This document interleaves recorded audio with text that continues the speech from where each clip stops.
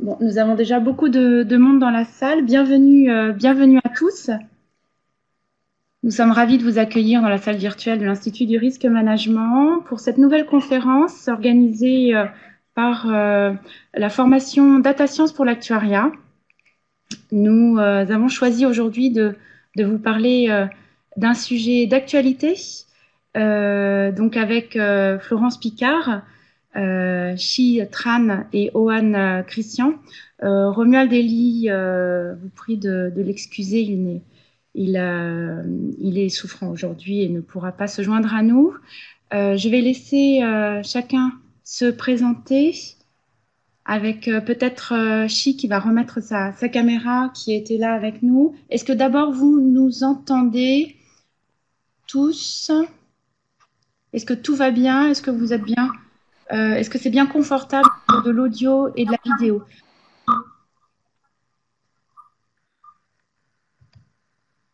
Tout va très bien, c'est parfait, merveilleux.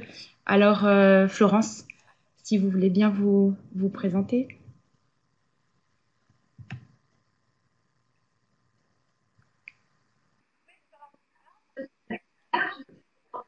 Oui, Florence Picard, je suis actuaire, je suis membre de l'Institut des actuaires. Je suis au conseil de l'Institut des actuaires après avoir été présidente de la commission scientifique et du jury. Et je dois dire, je suis à l'origine de la formation data science pour l'actuariat. J'en suis pas peu fière, la première promo ayant eu lieu en 2015. Owen? Voilà. Bonjour, je suis Ohan Christian, donc Je je passe la suis parole. actuaire également. Je suis responsable de la fonction actuarielle de BPCE Mutuelle 45 Moi. et de la CGP Caisse Générale de Prévoyance des Caisses d'Épargne, une institution de prévoyance et de retraite. Et je suis délégué à la protection des données d'IPO des deux structures et d'une association de moyens. Voilà, et donc la première fois que j'interviens dans ce type de webinaire. Bonjour. Bonjour à tous. Alors, voilà. Moi, je m'appelle Anne. Je suis professeur à l'université Gustave Eiffel, qui anciennement était l'université Paris-Est-Marne-la-Vallée, en probabilité statistique. Alors, je travaille surtout sur les modèles d'épidémiologie, mais depuis cette année, je suis responsable du Master 2 Actuaria de l'université. Alors peut-être Florence, vous pouvez nous dire un petit mot sur la formation DSA?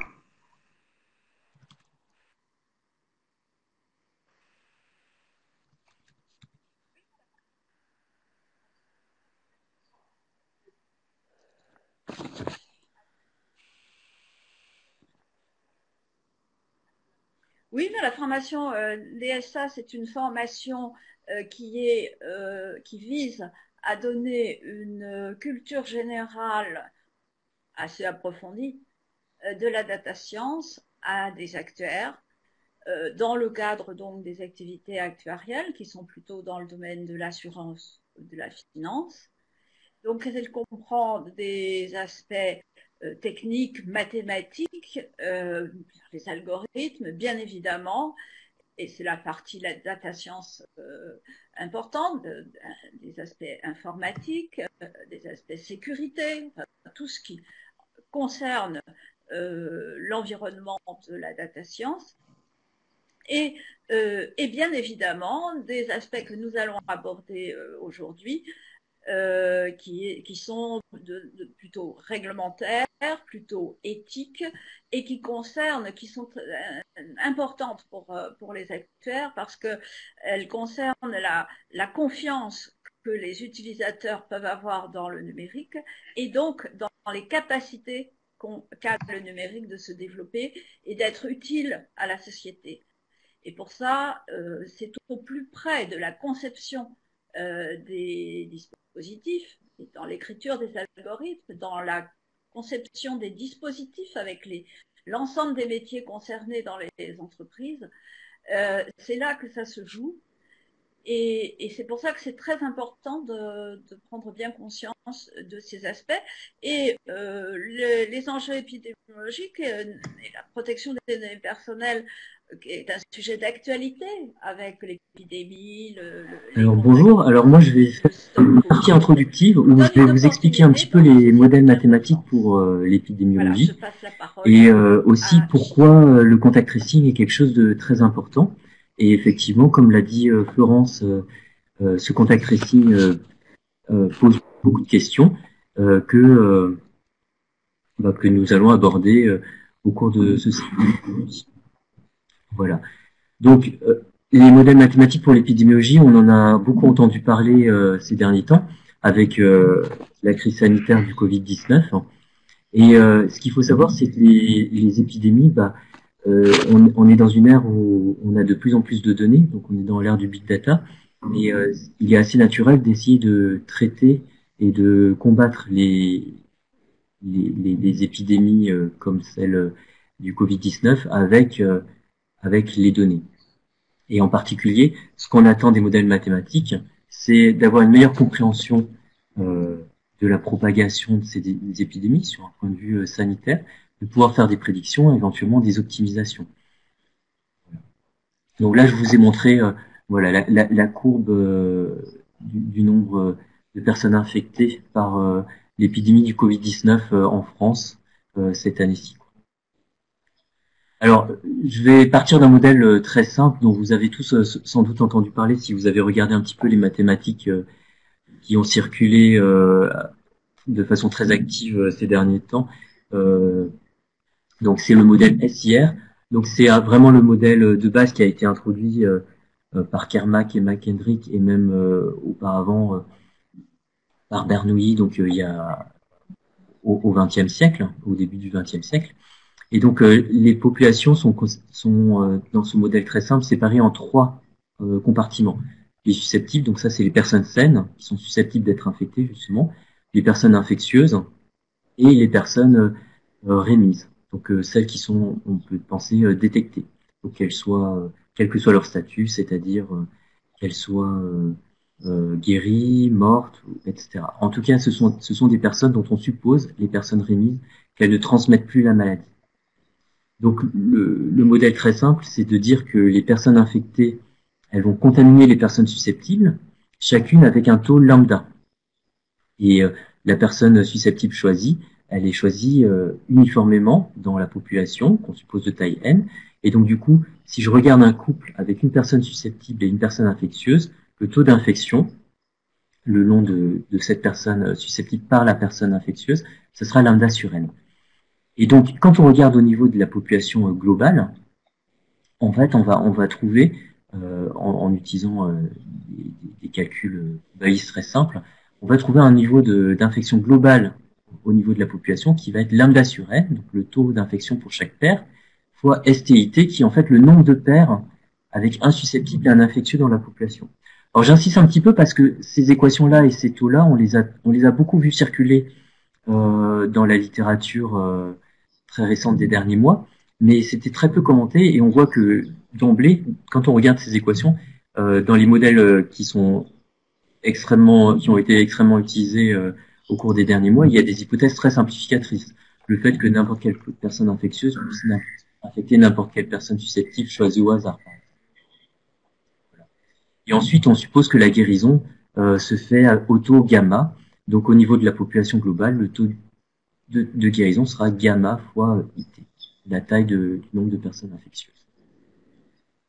J'ai mis quelques références de temps en temps en bas de page. Et donc, ces processus-là, en fait, ce sont des processus aléatoires. On peut compter le nombre de personnes infectieuses, le nombre de personnes détectées au cours du temps. Et donc ça se fait avec des processus aléatoires et des équations différentielles stochastiques dirigées par des mesures de Poisson, donc des processus de comptage. Mais quand la population est grande, on peut approcher ces équations aléatoires par des équations déterministes. Et c'est pour ça qu'en fait, une grande partie de la littérature se fonde sur des systèmes d'équations aux dérivées partielles ou des équations différentielles ordinaires, comme celles, voilà, ces équations que j'ai remises ici et qui décrivent le SIR et qui ont été énormément utilisés ces derniers mois. Voilà.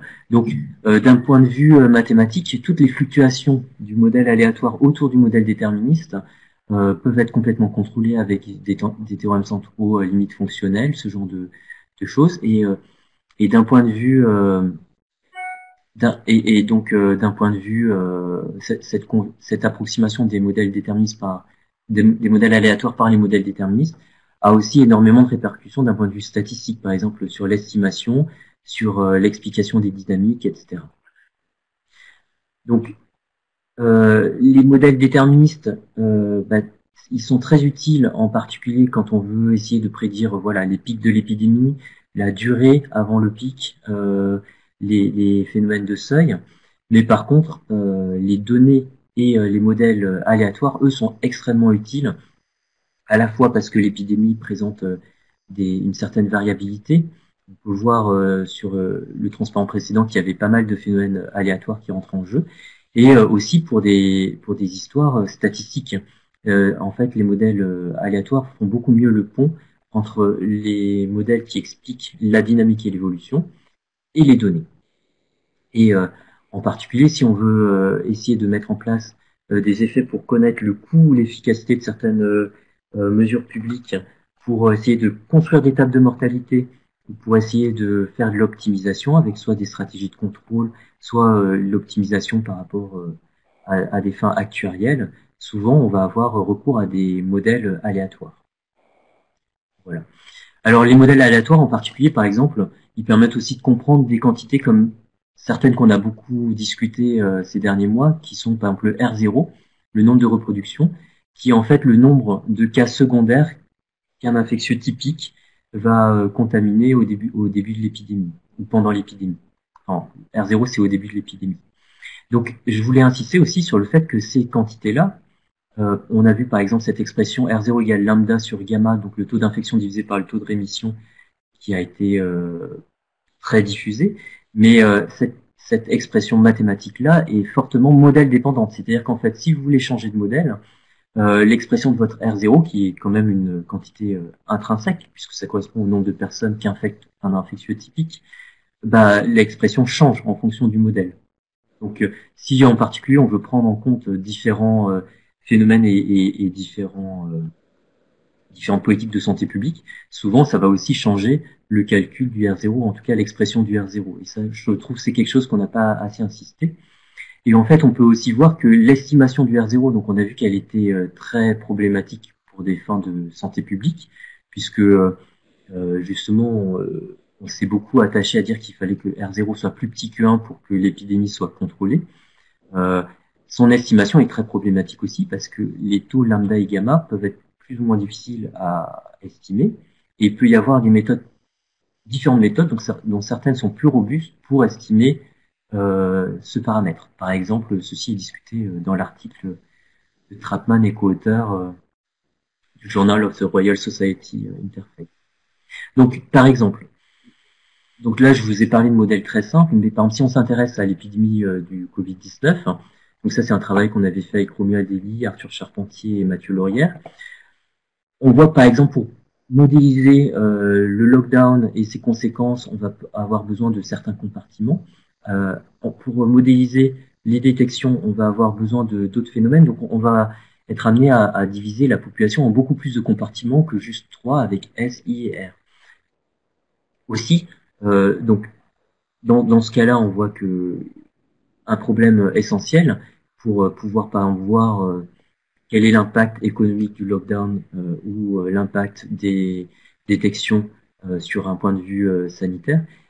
Un problème important va être l'estimation de ces paramètres à partir des données qu'on a. Et un des problèmes récurrents en épidémiologie, comme on l'a vu lors de la dernière crise sanitaire, c'est le fait qu'on n'observe pas toutes les données. En particulier, la partie principale de l'épidémie, c'est-à-dire les personnes infectieuses qui transmettent la maladie, c'est quelque chose d'inconnu.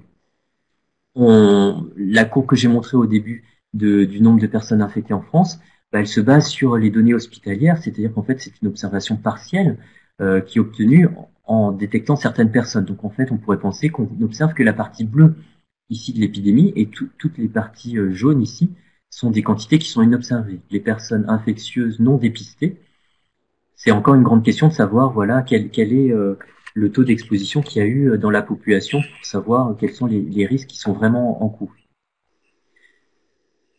Ensuite, le contact tracing. Donc le contact tracing, il joue un rôle fondamental dans le contrôle de l'épidémie. Et pour ça, je vais vous donner deux exemples.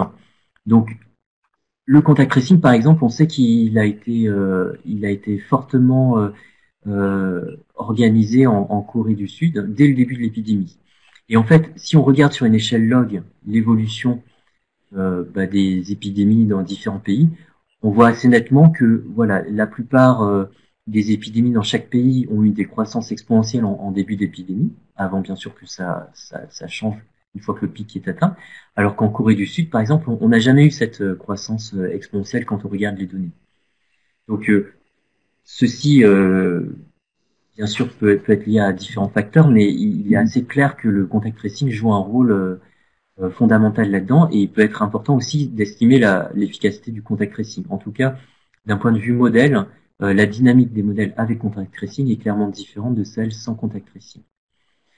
Alors, on dispose déjà de plusieurs autres cas ou d'autres exemples de contact tracing dans le passé. Par exemple, on a beaucoup travaillé avec Stéphane Clémençon, Hector De Arasosa et Fabrice Roussy sur le contact tracing pour le sida, et en particulier sur des données cubaines, parce que le système de santé cubain est organisé différemment du système français, et donc ça sera un point qui sera fortement discuté après. En tout cas, la confidentialité des données et la façon dont les données sont centralisées n'est pas du tout la même, ce qui faisait qu'on avait accès à un réseau assez détaillé des données.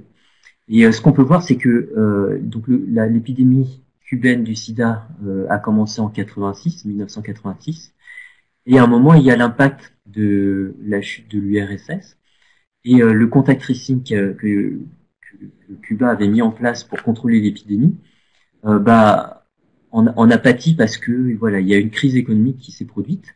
Et en fait, ce qu'on peut voir, c'est que le creux qu'on voit ici, c'est la crise où le contact tracing a plus ou moins été arrêté. Et on voit très bien que la dynamique de l'épidémie avant et après n'a pas été la même. Donc en fait, voilà, le contact tracing joue un rôle vraiment très important, en particulier dans le démarrage des petits clusters avant qu'ils ne s'enflamment et n'atteignent une grande partie de la population. Alors le contact tracing, c'est quoi? Donc il y a un réseau social, donc c'est beaucoup plus clair pour l'épidémie du sida, où le réseau social, c'est essentiellement le réseau des interactions sexuelles, ou le réseau des interactions par la drogue. Et l'épidémie se transmet le long de ce réseau. Pour le Covid-19, donc c'est un peu l'enjeu de l'application Stop Covid, c'est d'essayer de détecter aussi le réseau, mais ce réseau, il est beaucoup moins net, c'est les personnes que vous avez pu croiser et que vous avez infectées, et ce réseau, il est beaucoup plus latent, c'est beaucoup plus difficile de déterminer si oui ou non il y a une arête entre vous et une autre personne. Tout dépend de la durée que vous avez fréquenté cette personne et de la proximité avec laquelle vous êtes approché. En tout cas, voilà, dans ce réseau, on observe par exemple ici la partie détectée, mais il y a une grande partie du réseau qui n'est pas connue.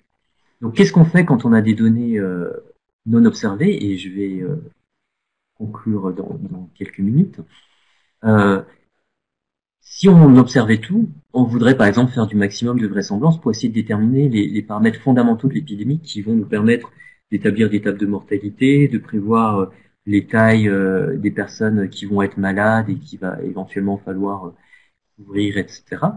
Mais si on regarde les paramètres idéaux qu'on a, on voit que ces paramètres, ils dépendent par exemple de la taille du nombre de personnes infectieuses, et ça c'est la quantité de clés qui bien sûr est inconnue, sinon on aurait un contrôle très facile. Il y a des méthodes qui existent depuis à peu près une dizaine d'années. En particulier, on peut penser aux méthodes MCMC, mais je vais passer assez vite. J'ai mis ces slides pour les détails pour ceux que ça intéresse, mais on peut passer assez brièvement. Ces méthodes, en fait, elles sont très peu adaptées pour les données qui sont complexes et de grande taille. Et par exemple, dans le cas de l'épidémie du Covid-19 ou le cas de l'épidémie du sida avec les données que je vous ai montrées, qui sont de l'ordre du millier, en fait, ces méthodes ne marchent pas du tout. Parce qu'en fait, il faut déterminer non seulement le nombre de personnes qui sont susceptibles de transmettre l'épidémie, il faut connaître leur réseau social, il faut connaître les interactions avec les autres personnes, il faut connaître les temps depuis lesquels ces personnes sont infectées. Quelqu'un qui est infecté il y a 3 semaines n'a plus la même infectiosité que quelqu'un qui est infecté depuis 3 jours. Et en fait, ces méthodes sont très laborieuses. Donc, par exemple, on a beaucoup entendu parler de Neil Ferguson, qui était responsable de la surveillance de l'épidémie au Royaume-Uni. Et dans un article assez documenté de 2009, en fait, il explique les moyens numériques qui sont nécessaires pour essayer de calibrer une épidémie avec des méthodes MCMC. Et il faut voilà des moyens numériques qui sont hors de portée de la plupart, en tout cas des chercheurs ici et vraisemblablement des assureurs également, quoi. Donc voilà, donc il y a aussi d'autres méthodes qui sont beaucoup plus pratiques, alors forcément peut-être un peu moins précises, comme l'approximate Bayesian computation. Donc c'est une méthode qui est vraiment très simple et qui se base pas sur la vraisemblance, ce qui fait qu'on n'a pas besoin de toutes les méthodes MCMC, des complétions par Metropolis, Hastings, etc. L'idée c'est la suivante, c'est vous avez un certain jeu de paramètres, vous supposez que vous êtes en statistique bayésienne, donc vous pouvez simuler des paramètres dans la loi a priori. Pour chacun de ces paramètres, vous allez simuler les trajectoires possibles de votre épidémie. Et puis sur vos données, vous observez de certaines quantités, par exemple le nombre de personnes dépistées par jour, par exemple, ou le nombre de personnes qui ont été guéries à un certain moment, ou le nombre de personnes qui sont mortes après une certaine durée d'épidémie. Et en fait, vous allez ensuite repondérer les paramètres que vous avez simulés dans la loi a priori, en fonction de la proximité entre ces statistiques qui ont été générées par vos simulations et les statistiques réelles. C'est-à-dire que si par exemple le nombre de personnes mortes au bout de 3 semaines, il est dans ma simulation, il ne correspond pas du tout à ce que j'observe en réalité, alors je vais essayer de mettre un poids faible aux paramètres que j'aurais simulé dans la loi a priori, et sinon un poids élevé. Et donc c'est comme ça qu'on peut reconstruire des lois a posteriori pour les paramètres et les estimer. Et donc par exemple, un exemple d'application, c'est par exemple sur l'épidémie du Cuba. Voilà, si on utilise des méthodes à base de système inverse ou de Monte Carlo Markov Chain, il avait été estimé au préalable que 83% de l'épidémie était contrôlée, ce qui paraissait assez irréaliste. Et en fait, les nouvelles méthodes, elles nous ont montré que c'était plutôt une couverture de l'épidémie de l'ordre de 62%. Donc ça veut dire qu'il reste 38% de personnes infectieuses non dépistées. On peut aussi, une fois qu'on a tous ces paramètres, calculer l'efficacité du contact tracing, par exemple, ou calculer des tables de mortalité et faire des prédictions à partir de cela. Voilà, je crois que j'ai bien écoulé mon temps de parole, j'en suis désolé. Je vais passer la parole à Florence. Merci à vous.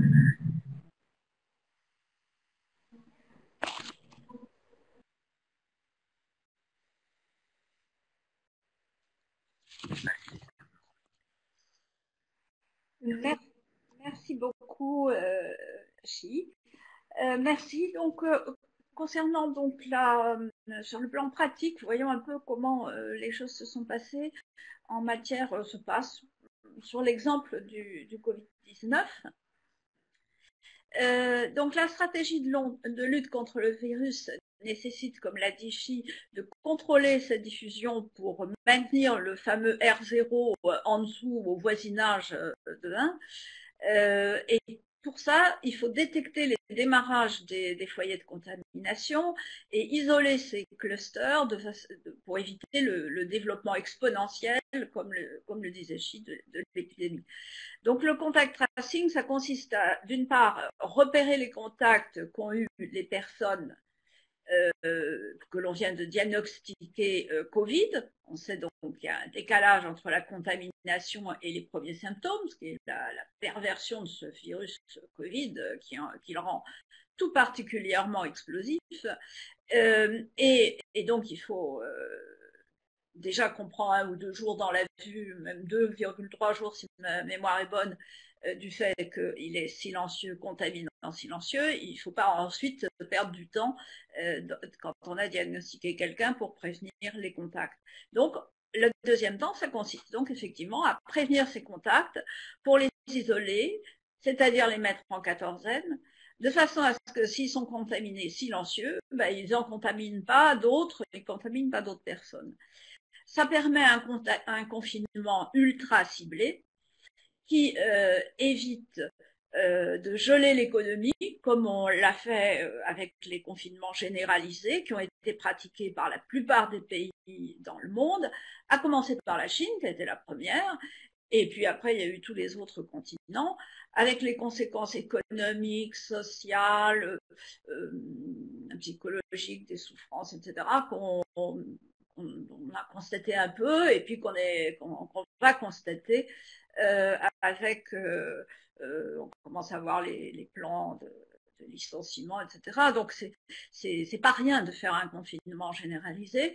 Et donc, l'utilité du contact tracing, c'est vraiment d'éviter ça, de faire des confinements ciblés au cluster. Donc, le contact tracing, il peut s'appuyer sur des organisations humaines, des médecins, des brigades, ou sur plusieurs dispositifs numériques, comme les smartphones, les bracelets numériques, etc. Et dans ce cas-là, il peut s'appuyer sur différentes technologies. La radio, la géolocalisation, on a le Bluetooth ou on a le téléphone. Dans les pays asiatiques qui ont été touchés en premier, donc ils se sont appuyés sur les smartphones, enfin en tout cas en Chine, dans les pays à Taïwan, etc., il y a eu l'utilisation du Bluetooth. Bon, enfin, différents systèmes ont été utilisés, utilisant donc le Bluetooth ou des géolocalisations. Et dans des pays comme la Chine, qui ne sont pas le royaume de la démocratie, des dispositifs de surveillance par caméra ont été ajoutés pour renforcer la capacité des outils de contact tracing. Pouvoir rattraper les gens qui, par hasard, auraient pu échapper au bail du filet. Donc, ces technologies, elles ne sont pas... donc, vous voyez, le contact tracing, ce n'est pas forcément uniquement du numérique. Avant le numérique, on en faisait déjà.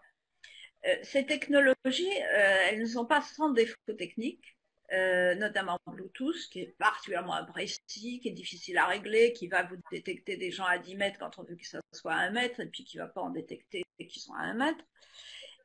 Donc, elles ont des difficultés techniques, et en plus, elles sont intrusives dans la vie privée. Et comme elles sont d'autant plus efficaces que le taux d'équipement des citoyens est élevé, elles donnent de bons résultats quand le système est obligatoire.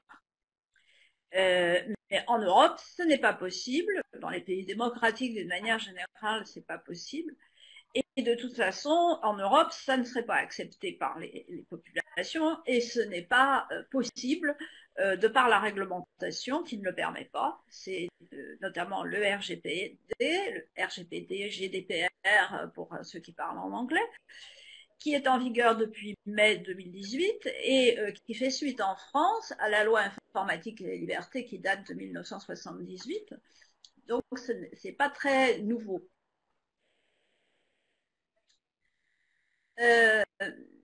Alors, on me dit qu'il y a un problème de son. Écoutez, je continue parce que comme je ne peux pas y faire grand-chose, je continue. Donc, en Europe, le succès des méthodes technologiques, elle dépend. Alors, oui, j'ai oublié un détail, c'est que le RGPD fait des distinctions entre les données personnelles, mais il y en a qui sont particulièrement sensibles. Florence, si vous m'entendez, je vais être obligée de... Des données particulièrement sensibles où des mesures de protection accrues sont demandées. Donc, le succès des méthodes technologiques de contact tracing en Europe, ça dépend donc du choix des individus. Excusez-moi. Et de leur adhésion de la population, sa conscience de l'importance de l'effort collectif. Nous sommes tous ensemble, c'est ensemble qu'on va gagner contre le virus. Parce que nos participants ont des difficultés à nous entendre. On va passer à Ohan, si vous voulez bien, parce que et on enverra évidemment tous vos supports, mais les participants ne vous entendent pas. Pirater, etc. Alors, on peut constater qu'en Europe, jusqu'ici, le contact tracing numérique n'a pas eu un succès extraordinaire. La présentation du RGPD, la brève présentation du RGPD, c'est vrai que la protection des données personnelles n'est pas un luxe, c'est ce que je voudrais vous exposer maintenant. En 1918, il y a 100 ans, par une minorité. La grippe espagnole est apparue, elle s'est diffusée très rapidement dans le monde et a fait des dizaines de millions de victimes, puis a disparu, presque aussi rapidement qu'elle est apparue. L'apparition du Covid-19 a réveillé une peur face à l'inconnu, face à la pandémie, et on se demande quelles mesures imaginer lorsque les solutions et les évolutions technologiques avancent à pas de géant. Elles avancent à pas de géant, à l'ère de l'ordinateur quantique qui, en 3 minutes, réalise les opérations qu'un superordinateur mettrait 10 000 ans, à l'ère de l'ultra-connectivité, du smartphone à la cafetière, en passant par le bracelet connecté ou le vêtement high-tech, l'utilisation croissante des algorithmes et les lycéens qui recherchent leur formation post-bac passent par Parcoursup qui est établi sur la base d'algorithmes, à l'ère de l'intelligence artificielle, du chatbot, des réseaux sociaux, du big data, de l'open data, de la réutilisation des données publiques, du partage mondial quasi instantané d'énormément d'informations. Mais de l'autre côté de ce miroir, c'est la partie cachée de l'iceberg. On ne peut pas ignorer la cybercriminalité, les logiciels malveillants, l'espionnage, l'usurpation d'identité, les vols de données, les données de santé des personnes qui sont revendues, volées et revendues sur le darknet, les fake news, le chantage à la diffusion d'informations compromettantes, le harcèlement, la manipulation des opinions. On pense à Cambridge Analytica, l'hyperréactivité des internautes, la stigmatisation de certaines catégories de personnes, les discriminations invisibles, les données truquées, les données inventées. C'est le côté obscur de la force qui peut bouleverser la vie des personnes. Les concepteurs d'algorithmes doivent être vigilants et vous devez intégrer dès la conception et par défaut les principes de la protection des données. Alors, on est face à des enjeux planétaires et tous les pays sont préoccupés par la situation et se demandent comment faire face. Alors, le Conseil de l'Europe a rédigé une déclaration assez importante dont je vous ai mis un extrait qui est les États doivent faire face à la menace que fait peser la pandémie Covid-19 tout en veillant au respect de la démocratie, de l'état de droit, des droits de l'homme, y compris des droits du respect de la vie privée et de la protection des données, qui sont des droits inaliénables. Alors, dans mon intervention, je vais commencer par quelques notions importantes pour qu'on parle dans les mêmes termes, pour qu'on puisse se comprendre, puis les principes généraux de la protection des données et les règles à respecter, avec l'exemple de l'application Stop Covid. Alors, qu'est-ce qu'une donnée personnelle? Alors, une donnée personnelle, c'est ce qu'on appelle la donnée à caractère personnel, c'est une information qui se rapporte à une personne physique. C'est pas une information sur une entreprise, c'est une personne physique qui peut être identifié ou qui peut être identifiable directement ou indirectement. Alors, avec des exemples, un identifiant, un nom, un numéro, des données de localisation, un identifiant en ligne, des éléments propres à la personne, que ce soit l'identité physique, psychologique, génétique, psychique, économique, culturelle, sociale et d'autres. Alors, la CNIL a réparti ces données personnelles en 3 grandes catégories, 3 typologies. Les données directement identifiantes, les données indirectement identifiantes et les combinaisons qui permettent des identifications. On peut avoir des combinaisons de données anonymes, prises seules anonymes, qui, mises ensemble, peuvent permettre une identification. Quelques exemples. Alors, en première ligne, ce sont des données directement identifiantes. Le nom, le prénom, un devis, nominatif, une fiche, voilà.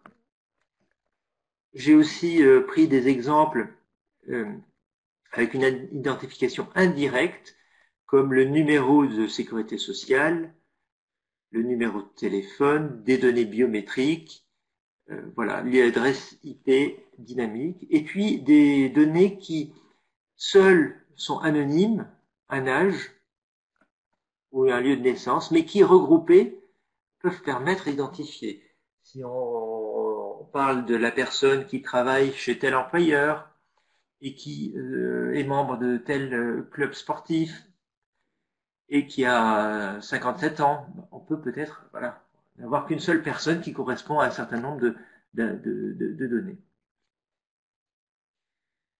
Alors, dans les notions importantes, il y a la notion d'anonymisation, de données anonymes, et on parle aussi de données pseudonymes. Alors, il faut savoir ce que c'est qu'une donnée anonyme et ce que c'est qu'une donnée pseudonyme. La donnée anonyme, c'est une donnée qui a été traitée et qui supprime de manière définitive et irréversible toute possibilité de réidentifier la personne concernée.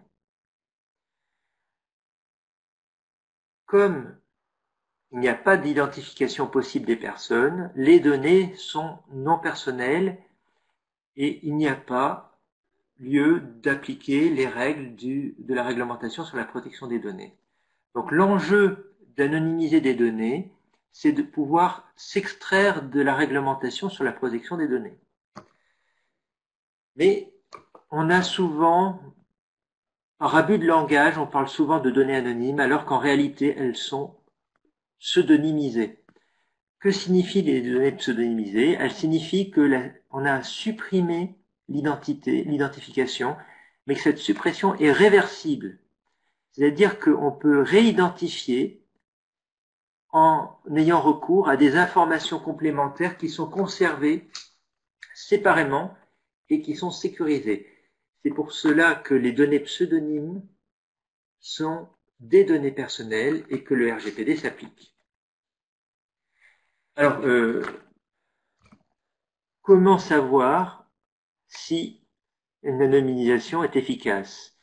Alors, le comité européen, le CEPD, le comité européen à la protection des données, a déterminé des lignes directrices sur l'anonymisation qu'il est très intéressant de lire, avec 3 critères qui permettent de considérer des données anonymes. Le premier, c'est l'absence d'individualisation, l'absence de corrélation et l'absence d'inférence. Donc l'absence d'individualisation, c'est est-ce que dans le jeu de données, est-il toujours possible d'isoler un individu?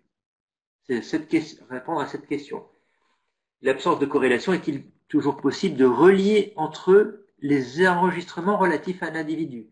Et peut-on déduire des informations concernant un individu en utilisant les données disponibles? Donc ce sont 3 critères qui permettent de mesurer l'efficacité. Mais au quotidien, comment apprécier la fiabilité avec les évolutions technologiques, l'intelligence artificielle, les augmentations de puissance des calculs? On lit dans la presse que des chercheurs ont mis au point des techniques qui permettent de réidentifier les données anonymes avec des fiabilités assez importantes. Donc, pour apprécier la fiabilité, le Comité européen à la protection des données et le RGPD évoquent une analyse de ce qui est raisonnablement possible de faire. Donc, il faut apprécier l'identification, si l'identification ou la réidentification est raisonnablement impossible, et imaginer des scénarios plausibles en tenant compte des moyens concrets qui seraient mis en œuvre, le coût, le savoir-faire, les ressources, le temps nécessaire, de la probabilité du scénario et de la gravité des conséquences pour les personnes. Donc, il y a une appréciation qui permet de considérer que la technique a permis d'anonymiser les données. Dans les informations importantes, je fais un point particulier sur ce qu'on appelle les données sensibles. Les données sensibles sont définies précisément dans la réglementation sur la protection des données. Ce sont les données qui relèvent l'origine raciale ou ethnique, l'opinion politique, les convictions religieuses ou philosophiques, l'appartenance syndicale, les données génétiques, les données biométriques, les données de santé, et je fais une petite parenthèse sur les données de santé juste après, et les données qui concernent la vie sexuelle ou l'orientation sexuelle. Le traitement de ces données est en principe interdit. Le RGPD prévoit des exceptions et des cas où on peut utiliser ces données. Je vous disais que je fais un petit focus sur les données de santé parce que ce qu'on entend par données de santé, ce ne sont pas uniquement les données médicales qui sont protégées par le secret médical. Ce sont toutes données qui révèlent des informations sur l'état de santé physique ou mental, passé, présent ou futur. C'est une définition très large. Donc, ce sont des données sensibles qui nécessitent une protection particulière parce que le contexte dans lequel elles sont traitées peut engendrer des risques importants pour les libertés et les droits des personnes. Je crois que c'est la dernière notion avant de passer au principe du RGPD. Qu'est-ce qu'un traitement? Parce qu'on parle de traitement. Ce qu'il faut retenir d'un traitement, c'est qu'un traitement, c'est une opération qui est effectuée ou non à l'aide de procédés automatisés. Un traitement, ça peut être une consultation manuelle d'un fichier papier. Ce n'est pas nécessairement quelque chose d'informatisé. Et c'est très large. La collecte, l'organisation de données, la diffusion, la consultation. Voilà. Vous avez des exemples, et ce qu'on parle d'un traitement de données personnelles, c'est important. Alors, peut-être pour terminer, il faut quand même connaître ce qu'on entend par responsable de traitement et sous-traitant, parce que les entreprises qui définissent le traitement et le pourquoi du traitement et le comment d'un traitement sont les responsables de traitement, et les entreprises qui sont des prestataires qui interviennent pour réaliser les traitements définis par le responsable sont des sous-traitants. Donc on parle de responsable de traitement, celui qui définit les finalités et les moyens, et le sous-traitant, celui qui traite pour le compte du responsable de traitement. Avec le RGPD, tous les organismes, tous les acteurs sont responsables de la protection des données. Donc, depuis l'entrée en vigueur du RGPD, il y a maintenant 2 ans, c'était le 25 mai 2018, tout professionnel et tout sous-traitant doit s'assurer de la mise en conformité de ces traitements avec la réglementation sur la protection des données. Administration, entreprises, associations, prestataires, sous-traitants sont pleinement responsables de la protection des données qu'ils traitent. L'ancienne loi informatique et liberté ne prévoyait pas de responsabilité pour les sous-traitants. Aujourd'hui, tout le monde porte une responsabilité. Et ces principes, il y en a quelques-uns. C'est le principe de responsabilité. On parle d'accountability. En un mot, c'est l'obligation de documenter sa conformité. Donc, il y a une documentation de la conformité qui est obligatoire. Cette conformité, c'est la désignation d'un délégué à la protection des données, la tenue à jour d'un registre des traitements, des activités de traitement, la rédaction d'analyses d'impact sur la protection des données, les incidents survenus, les notifications à la CNIL de violation de données susceptibles d'engendrer un risque. Donc, il y a une obligation de démontrer sa conformité. Le deuxième grand principe, c'est celui du privacy by design. C'est le fait de concevoir par défaut et dès la conception l'ensemble de mesures techniques, juridiques, organisationnelles adaptées dans le traitement qui permettent de garantir la protection de la vie privée et des libertés fondamentales. C'est un principe cardinal de la réglementation sur la protection des données. Un autre principe, c'est celui du droit des personnes fichées.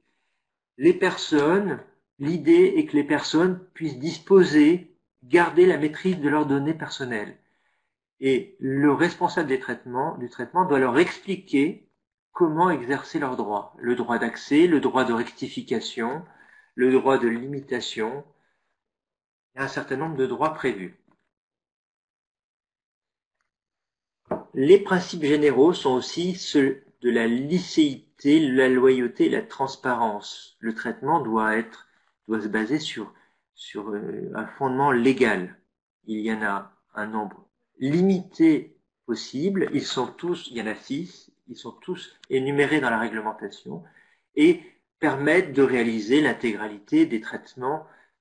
Je vous les décrirai par la suite. Et les personnes doivent être informées qu'on traite des données qui les concernent. Ça, c'est l'information préalable des personnes. Le principe de limitation des finalités, et c'est le principe qui veut que les finalités du traitement soient déterminées, explicites et légitimes. On ne peut pas, avec la réglementation, collecter des informations et des données en se disant on ne sait pas à quoi elles serviront. On les garde au cas où elles peuvent servir un jour. Ça, ce n'est pas possible. Le principe de minimisation des données et d'exactitude des données, moi je parlerai aussi de proportionnalité. Les données doivent être adéquates, pertinentes, limitées à ce qui est nécessaire pour atteindre la finalité. Elles doivent être proportionnelles à la finalité. Elles doivent être exactes et tenues à jour. Le principe de limitation de conservation, on ne peut pas garder éternellement les informations dans nos bases, dans nos archives. Il faut épurer les données lorsqu'on a fini de les utiliser par rapport à la finalité prévue. Et puis, le principe de sécurité, c'est l'intégrité et la confidentialité. La sécurité, c'est vraiment indispensable pour les traitements. Alors, la protection doit aussi être contre un traitement non autorisé, illicite, la perte, la destruction ou des dégâts accidentels. Donc tout ça rentre dans le cadre de la sécurité et sont les principes de protection des données. Donc les règles à respecter, je vous disais la licéité, la finalité, la minimisation, on n'utilise que les données nécessaires, l'exactitude, la durée de conservation, avec une doctrine de la CNIL qui est que les données sont conservées dans un archivage qu'on appelle l'archivage courant, le temps nécessaire à atteindre la finalité prévue. Mais la CNIL permet de conserver les données plus longtemps pour respecter les durées de prescription légale pour les contentieux. Mais ça nécessite de conserver ces données dans un autre archivage qu'on appelle l'archivage intermédiaire qui doit être séparé hermétiquement de l'archivage courant avec un accès restreint et qui permet de garder le temps nécessaire au respect des obligations et délais de prescription. La sécurité et les droits des personnes, ce sont les 7 règles à respecter au titre du RGPD. Alors, pour en venir sur l'application, l'exemple, donc sur le contact tracing et l'exemple de l'application Stop Covid. Je vous disais que dans la documentation de la conformité, qui est le premier des principes mis en place par le RGPD, il y a ce qu'on appelle un registre des traitements qui est obligatoire pour le responsable de traitement, mais aussi pour le sous-traitant. Donc, tous les acteurs doivent tenir à jour un registre des activités de traitement. Qu'est-ce que contient le registre pour le responsable de traitement?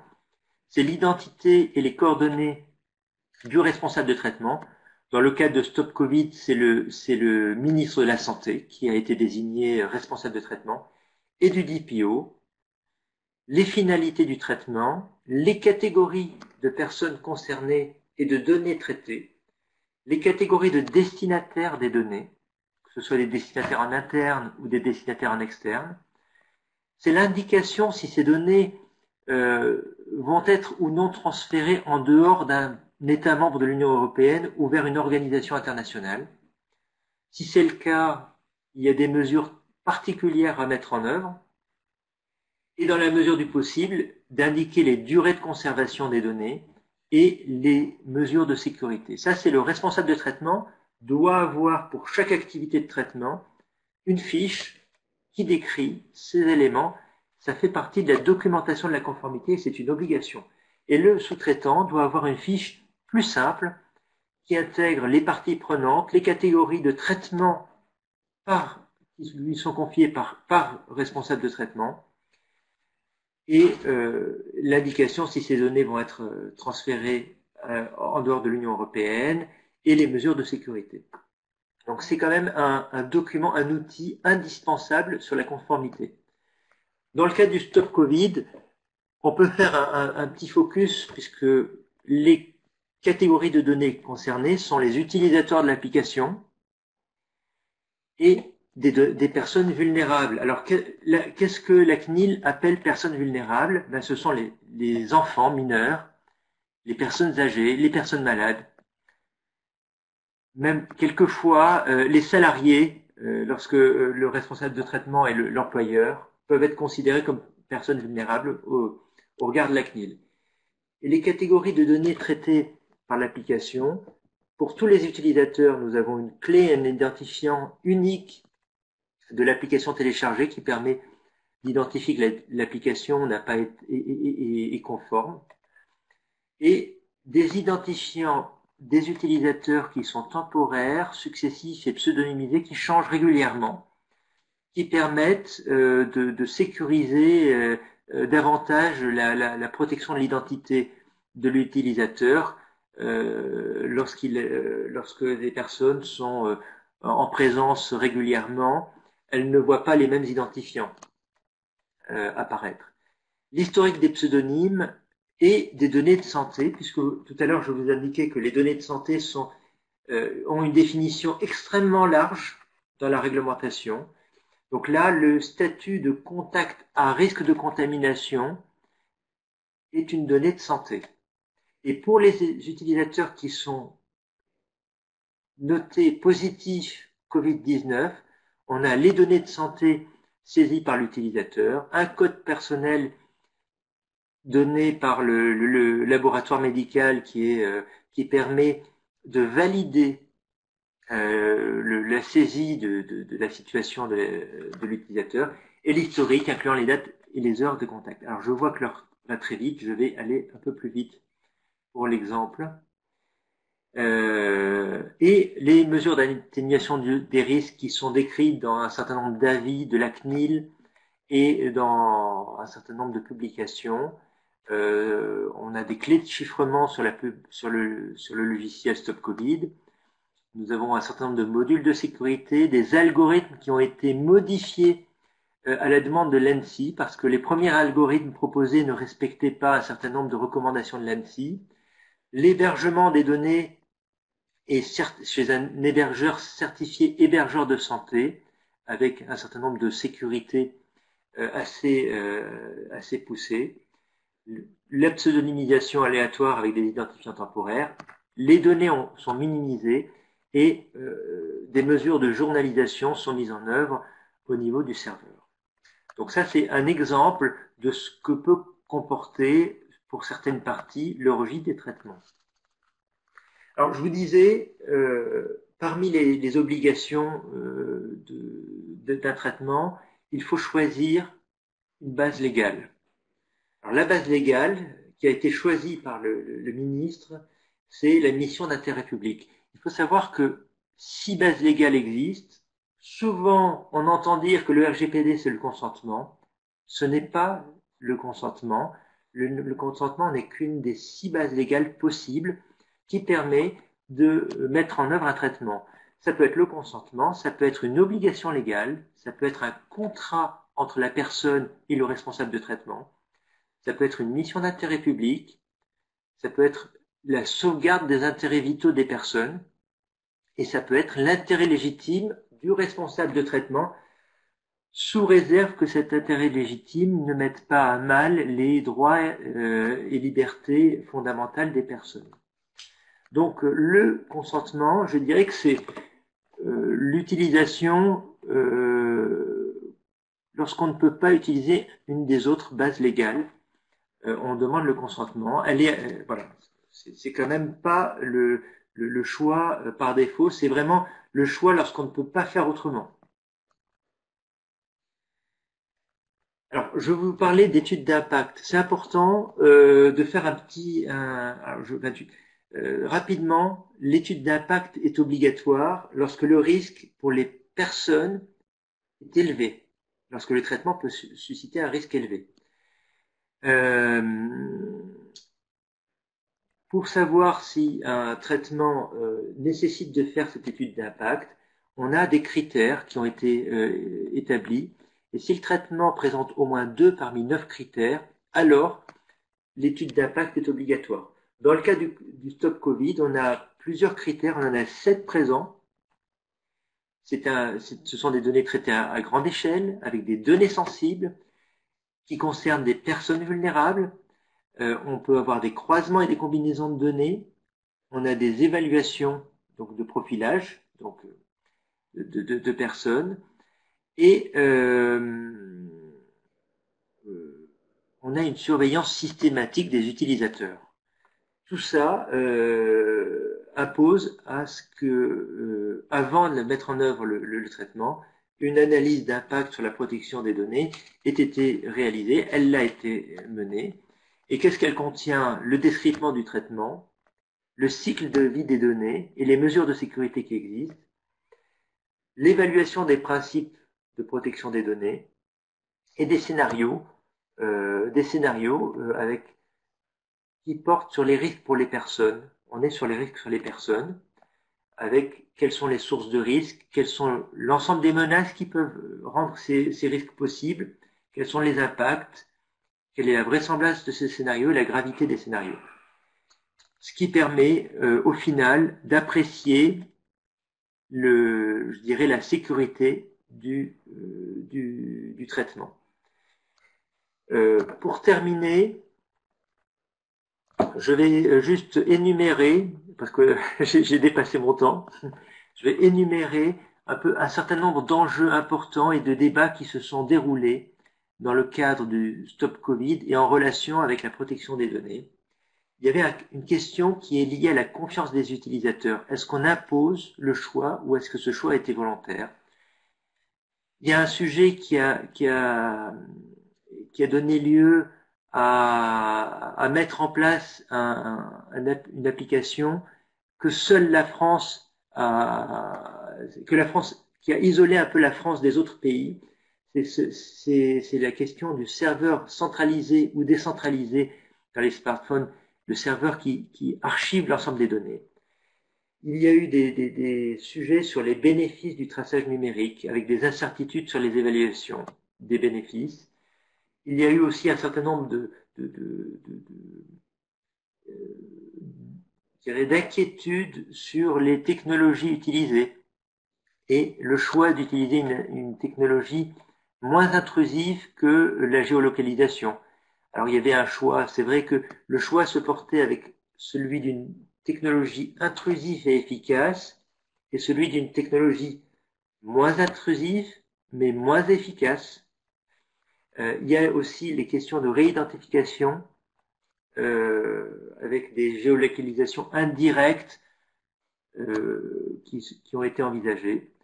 Le risque de fichage à grande échelle des personnes infectées ou à risque est aussi un risque qui a donné lieu à débat, avec quelquefois les problématiques de logiciels espions existant préalablement dans les smartphones des utilisateurs.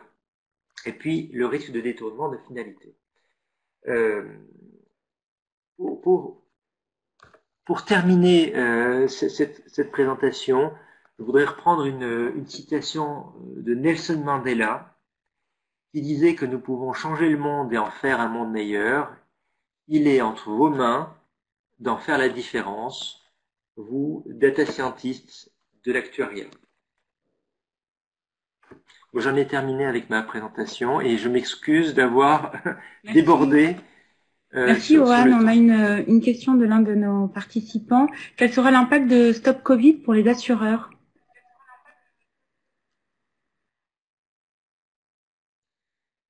Alors, je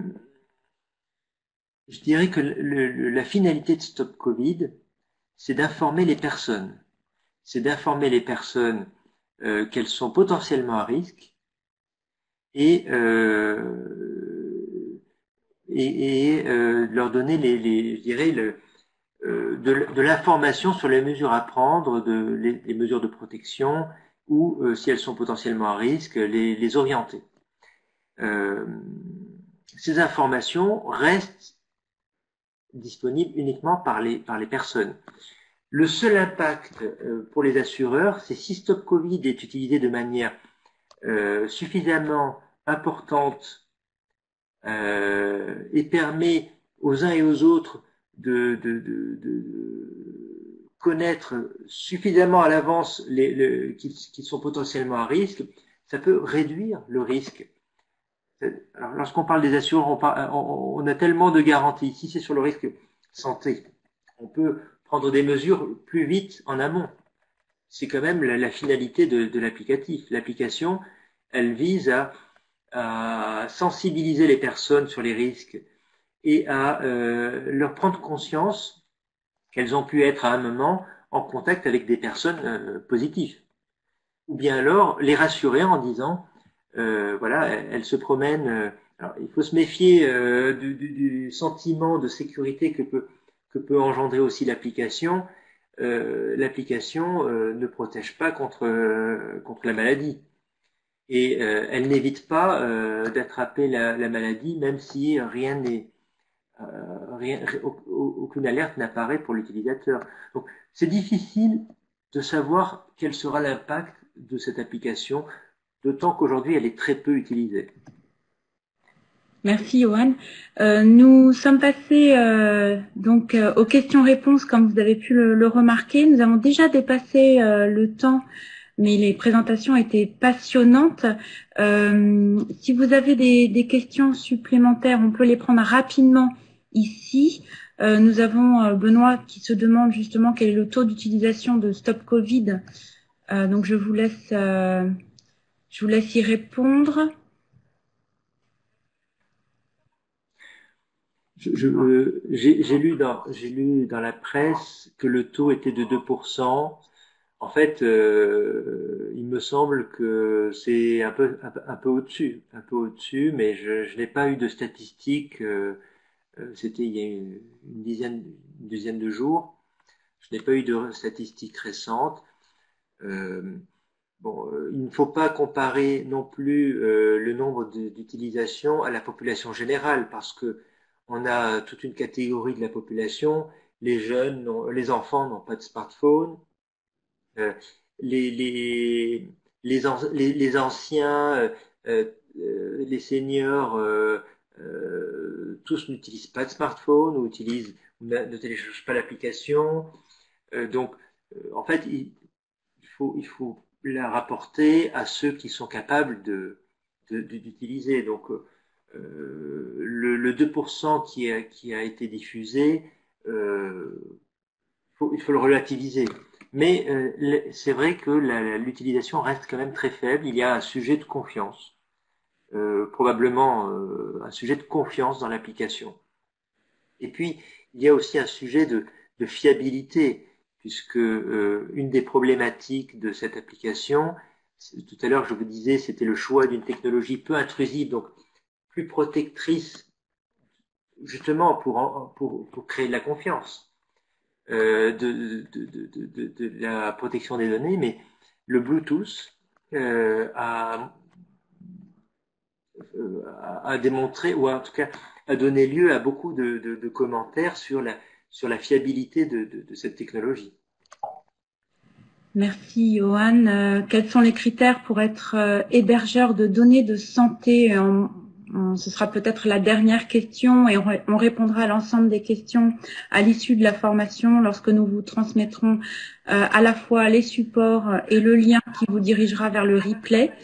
Donc un petit moment pour cette dernière question. Johan, quels sont les critères pour être hébergeur de données de santé?